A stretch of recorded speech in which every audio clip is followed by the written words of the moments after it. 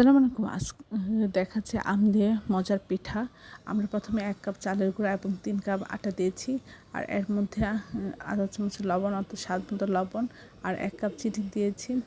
দিয়ে এখানে অল্প পানি দিব। আর এখানে আমের যে পিউরি বা জুস সেটা দিয়ে দিচ্ছি। দিয়ে আমরা একটা নরম একটা ডো তৈরি করে নিব। আর এর টেস্ট বাড়ানোর জন্য আমরা দিয়ে দিচ্ছি একটা ডিম। দিয়ে এভাবে এটা ব্যাটার তৈরি করব পাতলা মিডিয়াম। তারপর তেল গরম করে একটা একটা করে পিঠা দিয়ে দিব। প্রত্যেকটা পিঠাই ফুলে উঠেছে, দেখতে যতটা সুন্দর, খেতে অসাধারণ হয়েছিল। আশা করি এই রেসিপিটা একবার হলেও ট্রাই করবেন। আর আম ছাড়াও এটা করা যাবে, এভাবে অসম্ভব মজা হয়। আশা করি সবাই এইভাবে এই রেসিপিটা একবার হলেও ট্রাই করে সবার প্রিয়জনকে খাওয়াবেন। সবাই আমার চ্যানেলটি লাইক করুন, শেয়ার দেবেন, সাবস্ক্রাইব করবেন এবং প্রিয়জনকে বেশি বেশি করে শেয়ার দেবেন। আমার চ্যানেলে সব রকম রান্নার রেসিপি রয়েছে, আশা করে দেখবেন। আর এই মজার মজার রেসিপিগুলো বাসায় ট্রাই করে প্রিয়জনকে খাওয়াবেন।